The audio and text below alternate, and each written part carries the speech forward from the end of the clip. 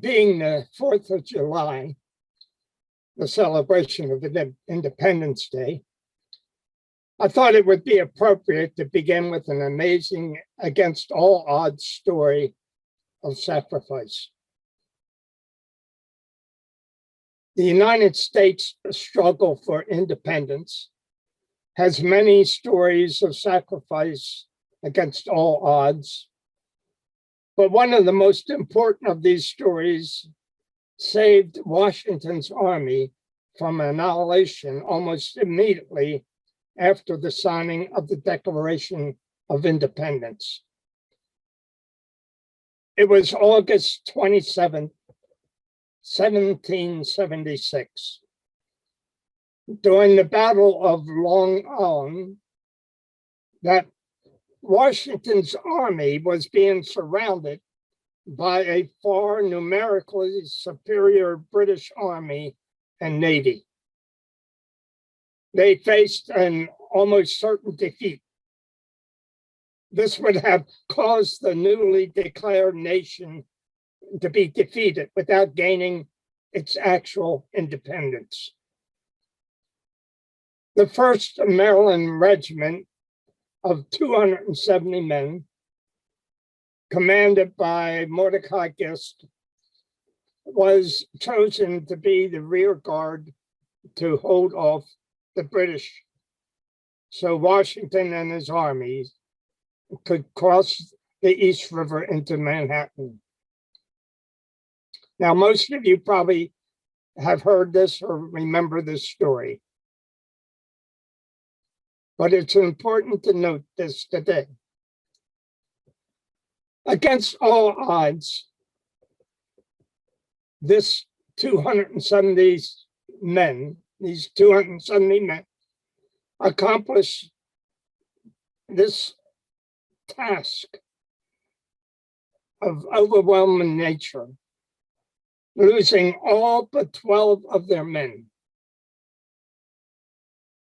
General George Washington, from his vantage point on a hill, as he witnessed this attack by these men, has been reported to say, "Good God, what brave fellows I must lose this day."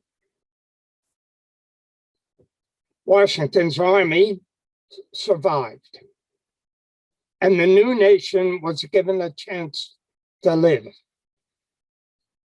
It is incredible that even though handicapped by being way outnumbered by the superior trained Navy, British Navy and Army, 270 men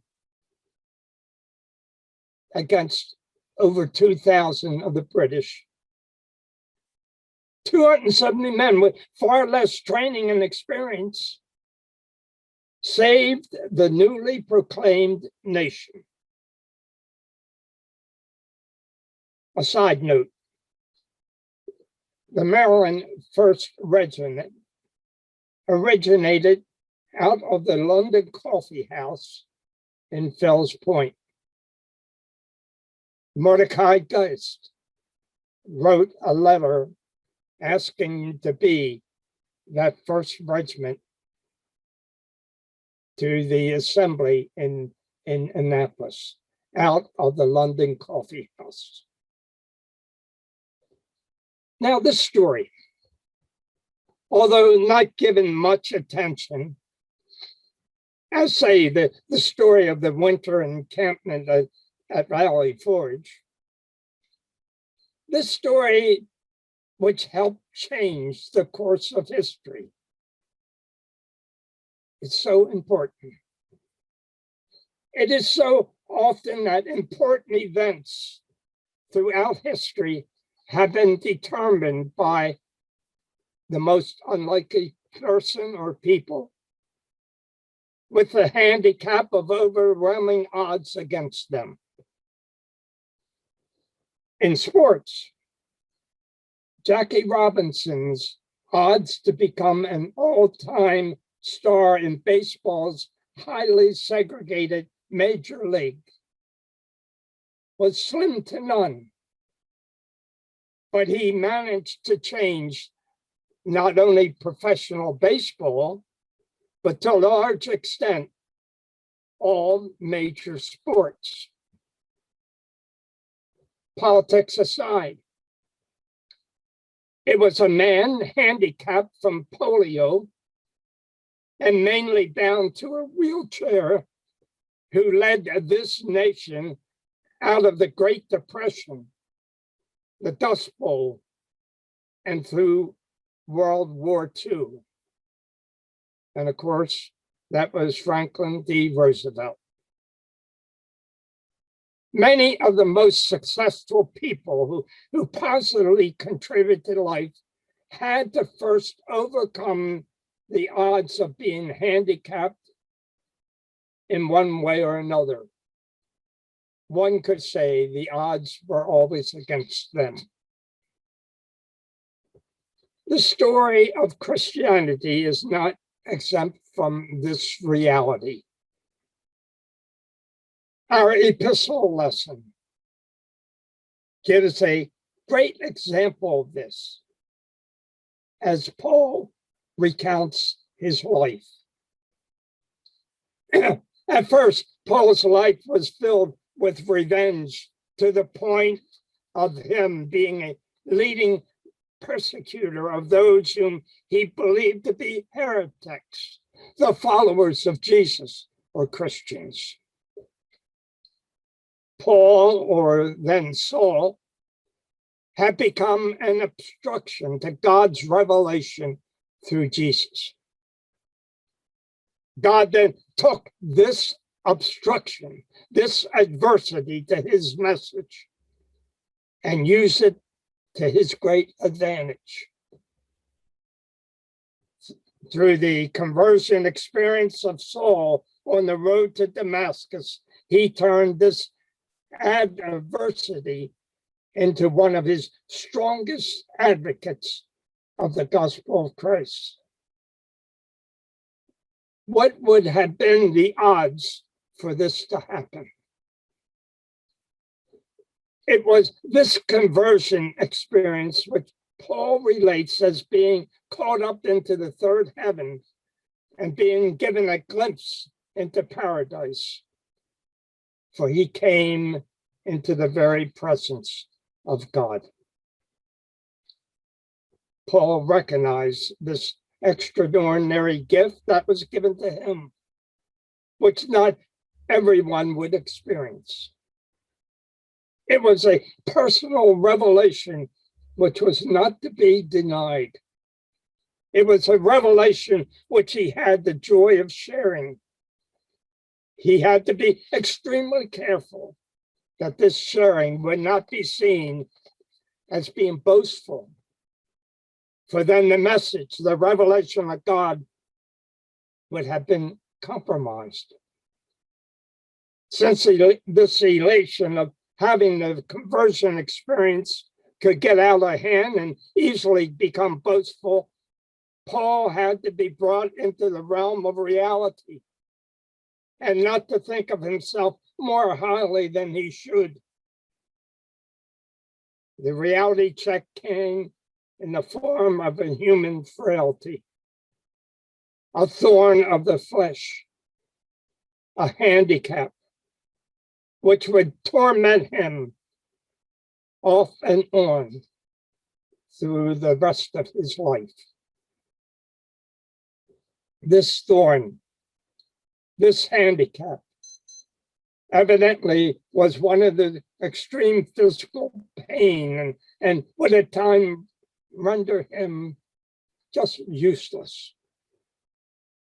Many theories are given as to what caused this pain. Some have said it was epilepsy.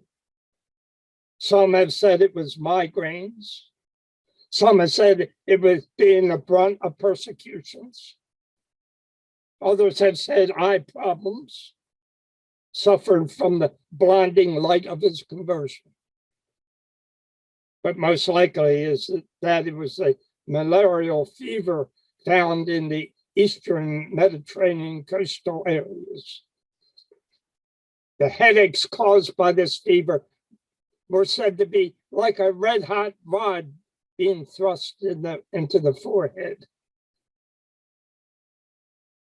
Here was this great missionary who had accomplished so much in widely spreading the early Christian church. And he did this in spite of his reoccurring adversity, his handicap, the weakness of his body, this debilitating situation.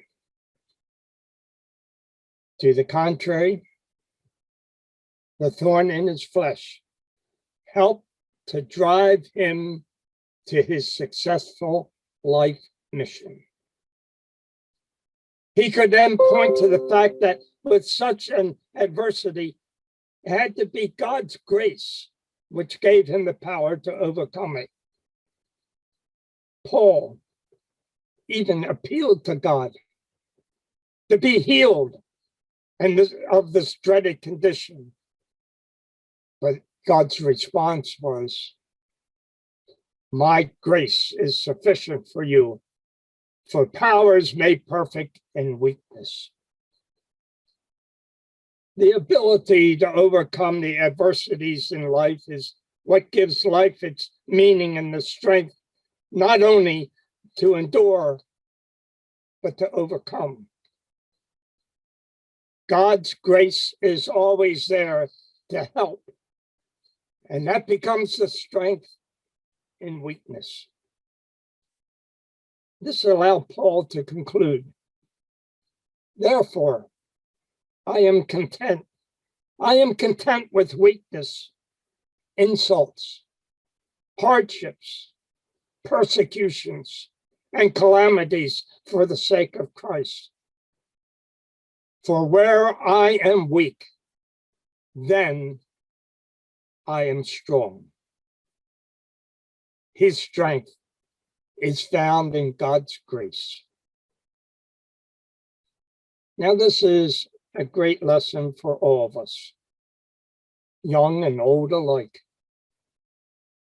There are and will be times of adversity in our lives, which will try our very souls. They may come in the form of physical pain, broken spirit, social rejection, but regardless of form, they will come. They will be a reality. They may cause momentary failure, depression, anxiety, or the feeling that they may be too difficult to overcome. But if we understand that we are not alone in it, and if we understand that God's gifts to us go well beyond the adversity or handicap, then we are on the road to finding strength to overcome all odds. It is through adversity and through weakness of the body that we will not only find strength in God's grace, but we will find life itself. This is why it is so important to see all of life as a gift from God, and all of life as another step towards the fulfillment of our being. Even through those bad times in life, there is always a probability. No, it's always the reality that good is present. Also, for God says, "My grace is sufficient for you, for power is made perfect in weakness." To give in to adversity or a handicap, to say, "This is too difficult for me to overcome," or to let it become our pity party, is to lose life itself for we deny God's grace. Unfortunately, during this past year, so many fell into this trap. Even more unfortunate and tragic is that many are not willing to guard against remaining in the grasp of this trap, this pandemic. In many ways, we can be our own worst enemy by denying the realities of life. The reality is that our lives are not without those times of adversity. That is life. To think otherwise is deny reality. This denial only leads to heartache, a life full of misery and hopelessness. You can never afford to roll over and play dead, because that is where we just may remain by doing that. This need not be, for we have example after example to show us otherwise. Needless to say, we need not go further than the life of Paul. But it is through God's grace that we will overcome the difficult times of adversity and weakness. Always be aware that it is through weakness and adversity that God finds his greatest opportunity with us. Paul's life, as he related it, gives us all hope that God has not and will not leave us alone, but is there for us throughout all life, giving us the comfort and strength to overcome even the greatest odds which may be against us. To this end, we have been charged by God's love to help each other to overcome the odds, which may seem to be against us, even if it may cause sacrifice. To go back to the original story, just remember what those 270 men did to help us realize our nation's independence. They help us to overcome the odds of life. Amen.